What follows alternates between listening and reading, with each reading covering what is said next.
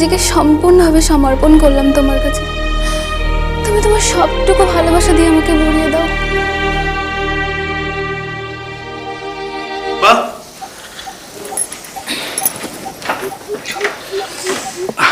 শরীরটা ভালো নেই, তাই চোখটা লেগে গেছিল।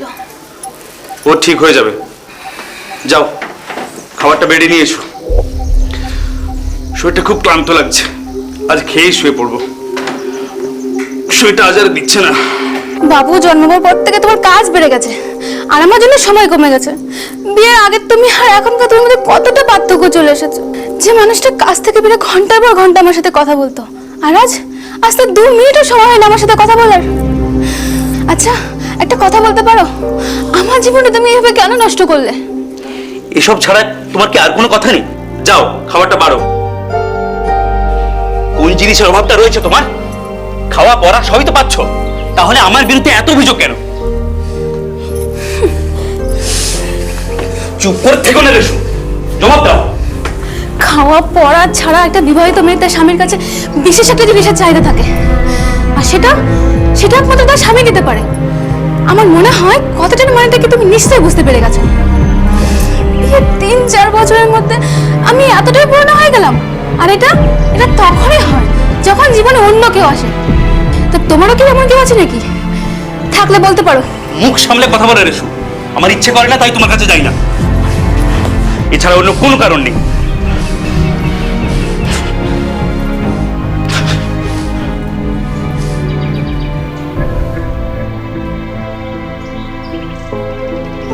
গত 7-8 মাস ধরে তোমার ব্যবহারটা আমার কাছে একই বিষয়। আচ্ছা তোমার না হয় ইচ্ছা হয় না, আমার তোর মরে যায়নি। জোর করে কিছু হলে রেশমা, ইচ্ছেটা মন থেকে আসতে হয়। তাহলে নিশ্চয়ই তোমার শারীরিক কোনো সমস্যা হচ্ছে, ডাক্তার দেখাও। কি বলতে চাইছো তুমি? শুধু এইটুকু জানতে চাই, আমি কি করব বলে দাও। পাতগো ঠান্ডা পানিতে স্নান করে শরীর ঠান্ডা করে নাও।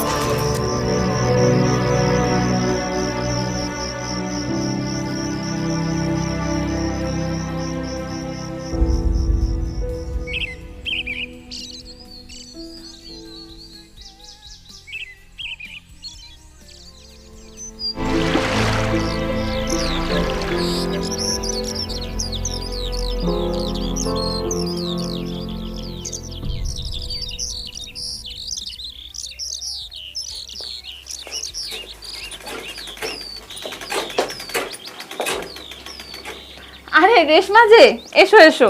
খালা আমার শাড়িগুলো হয়ে গেছে? হ্যাঁ বসো, দিচ্ছি।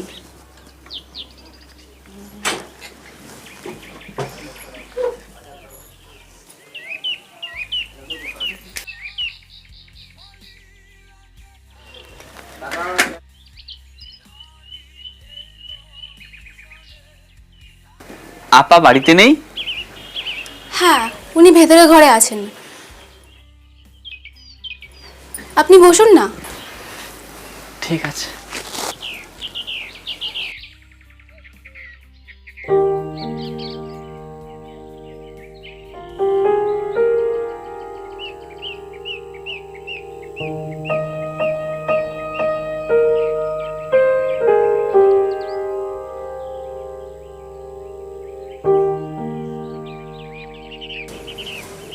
রেশমা হ্যাঁ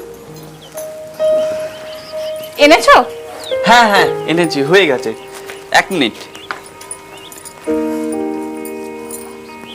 আপা আপনি যে কটা দিয়েছেন সব কটাই হয়ে গেছে। 1টা 2টো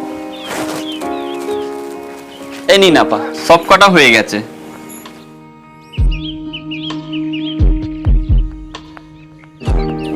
বাহ খুব সুন্দর তো। এসব ওর হাতের কাজ। তাই নাকি? তা আমার শাড়িতে এগুলো করে দেবেন? দিলেই করে দেব। খালা তাহলে আমার শাড়িগুলো ওকে দিয়ে দাও তো। তা কবে পাবো? একটু তো সময় লাগবে, তবে এক কাজ করুন, আপনার ফোন নাম্বারটা দেন, হয়ে গেলে ফোন করে দেবো। তার আগে ডিজাইনগুলো দেখুন কোনটা আপনার পছন্দ,